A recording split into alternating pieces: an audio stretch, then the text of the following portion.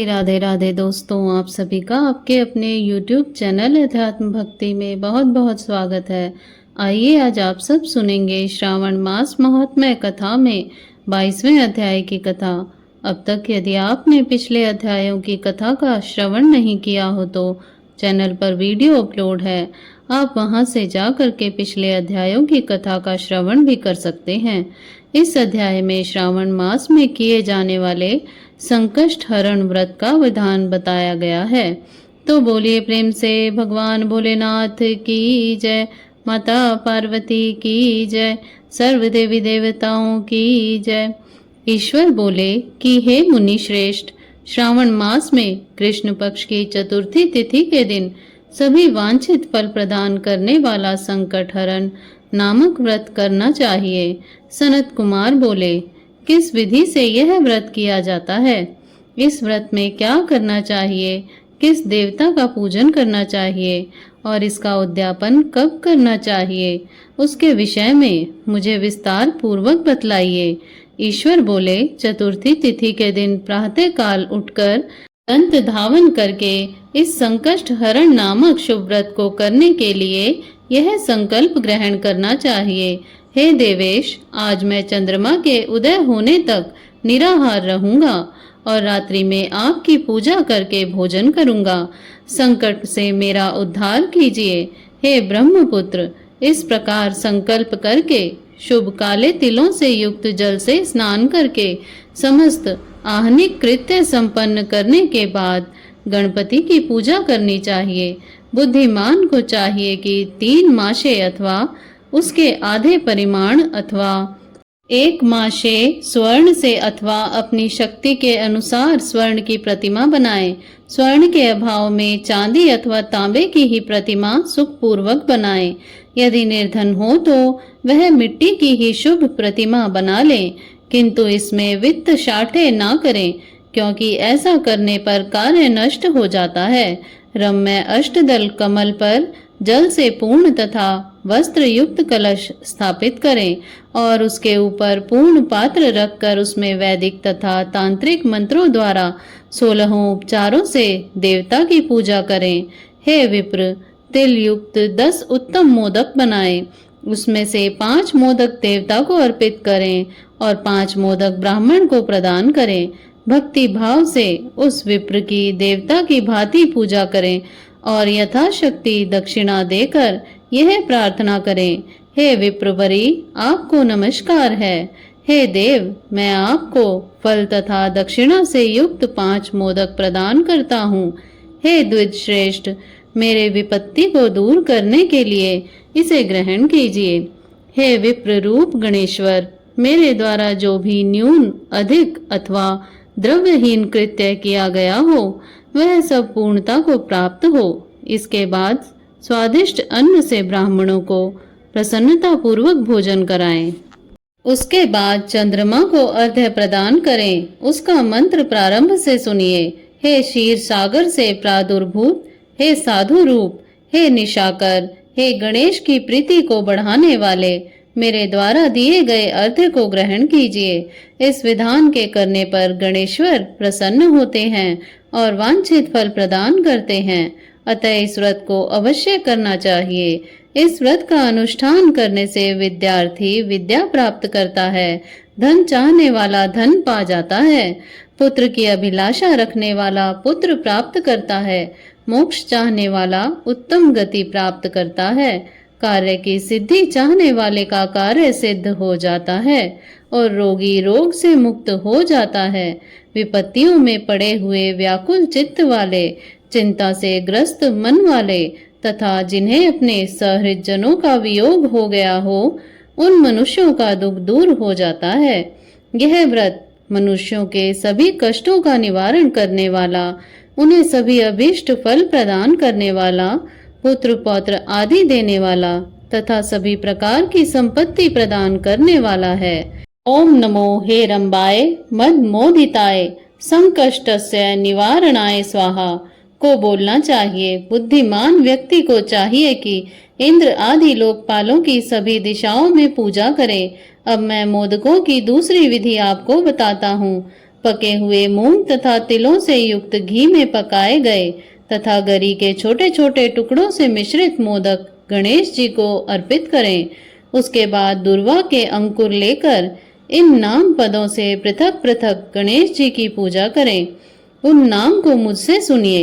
हे गणाधिप, हे उमापुत्र, हे अग्नाशन, हे एकदंत, हे इभव वक्त्र, हे मूषक वाहन, हे विनायक, हे ईश पुत्र, हे सर्व सिद्धि प्रदायक, हे विघ्नराज, हे स्कंद गुरो, हे सर्व संकष्ट नाशन, हे लंबोदर, हे गणाध्यक्ष, हे गौर्यागमल संभव, हे धूमकेतु, हे भालचंद्र, हे सिंदूरासुर मर्दन, हे विद्या निधान, हे विकट, हे शूर्पकर्ण, आपको नमस्कार है। इस प्रकार इन 21 नामों से गणेश जी की पूजा करें। उसके बाद भक्ति से नम्र होकर प्रसन्न बुद्धि से गणेश देवता से इस प्रकार प्रार्थना करें। हे विघ्नराज, आपको नमस्कार है।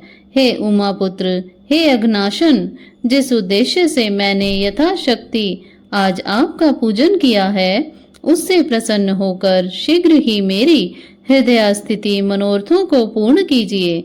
हे प्रभु, मेरे समक्ष उपस्थित विविध प्रकार के समस्त विघ्नों का नाश कीजिए। मैं यहाँ सभी कार्य आपकी ही कृपा से करता हूँ। मेरे शत्रुओं की बुद्धि का नाश कीजिए तथा मित्रों की उन्नति कीजिए। इसके बाद 108 आहुति देकर होम करें। उसके बाद व्रत की संपूर्णता के लिए मोदकों का वायन प्रदान करें। उस समय यह कहें, गणेश जी की प्रसन्नता के लिए मैं 7 लड्डुओं तथा 7 मोदकों का वायन फल सहित ब्राह्मण को प्रदान करता हूँ। तदंतर हे सतम, पुण्यदायिनी कथा सुनकर इस मंत्र के द्वारा 5 बार प्रयत्न पूर्वक चंद्रमा को अर्घ्य प्रदान करें। शिरोदान वसंभूता अत्रि गोत्र समुद्भवा ग्रहणारघ्यम मया दत्तम रोहिण्या सहिता शशीन। क्षीर सागर से उत्पन्न तथा अत्रि गोत्र में उत्पन्न हे चंद्र, रोहिणी सहित आप मेरे द्वारा प्रदत्त अर्घ्य को स्वीकार कीजिए। उसके बाद अपने अपराध के लिए देवता से क्षमा प्रार्थना करें और अपने सामर्थ्य के अनुसार ब्राह्मणों को भोजन कराएं तथा ब्राह्मणों को जो अर्पित किया हो उसके अवशिष्ट भोजन को स्वयं ग्रहण करें। मौन होकर 7 ग्रास ग्रहण करें और अशक्त हो तो इच्छा अनुसार भोजन करें। इसी प्रकार 3 मास अथवा 4 मास तक विधान पूर्वक इस व्रत को करें। उसके बाद बुद्धिमान को चाहिए कि 5वें महीने में उद्यापन करे। उद्यापन के लिए बुद्धिमान को अपने सामर्थ्य के अनुसार स्वर्णमयी गणेश की प्रतिमा बनानी चाहिए। उसके बाद उस भक्ति संपन्न मनुष्य को पूर्वोक्त विधान से चंदन, सुगंधित द्रव्य तथा अनेक प्रकार के सुंदर पुष्पों से पूजा करनी चाहिए और एकाग्रचित होकर नारिकेल फल से अर्घ्य प्रदान करना चाहिए। पायस से युक्त सूप में फल रखकर और उसे लाल वस्त्र से लपेटकर यह वायन भक्त ब्राह्मण को प्रदान करे। साथ ही स्वर्ण की गणपति की प्रतिमा भी दक्षिणा सहित उन्हें दें। व्रत की पूर्णता के लिए 1 आढ़क तिल का दान करें। उसके बाद विघ्नेश प्रसन्न हो ऐसा कहकर देवता से क्षमा प्रार्थना करें। इस प्रकार उद्यापन करने से अश्वमेघ यज्ञ का फल प्राप्त होता है और मनोवांछित सभी कार्यों की सिद्धि हो जाती है। हे सतम, पूर्व कल्प में स्कंद कुमार के चले जाने पर पार्वती ने मेरी आज्ञा से 4 महीने तक इस व्रत को किया था। तब 5वें महीने में पार्वती ने कार्तिकेय को प्राप्त किया था। समुद्र पान के समय अगस्त्य जी ने इस व्रत को किया था और 3 माह में विघ्नेश्वर की कृपा से उन्होंने सिद्धि प्राप्त कर ली। हे विपेंद्र, राजा नल के लिए दमयंती ने 6 महीने तक इस व्रत को किया था।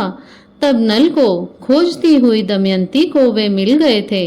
जब चित्रलेखा अनिरुद्ध को बाणासुर के नगर में ले गई थी तब वह कहाँ गया और उसे कौन ले गया, यह सोचकर प्रद्युम्न व्याकुल हो गए।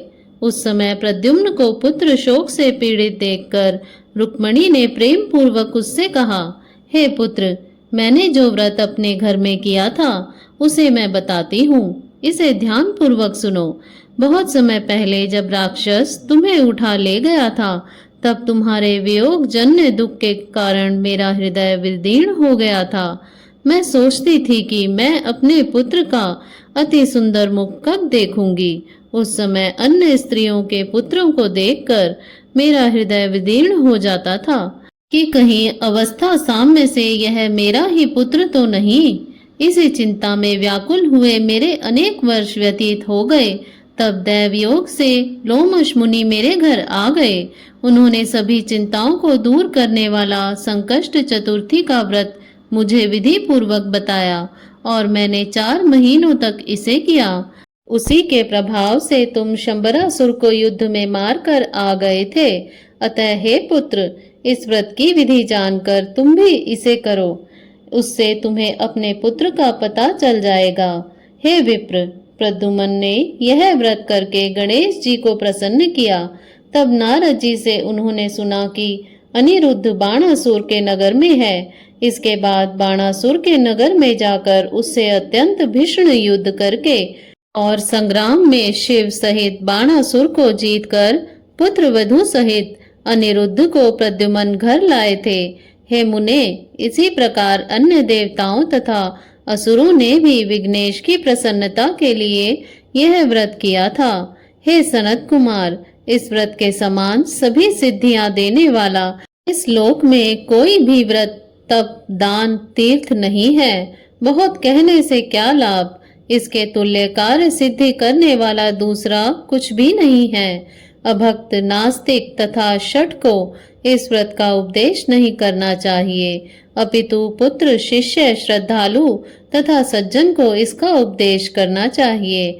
हे विप्रश्रेय, हे धर्मिष्ठ, हे विघ्न नंदन, तुम मेरे प्रिय हो तथा लोकोपकार करने वाले हो, अतः मैंने तुम्हारे लिए इस व्रत का उपदेश किया।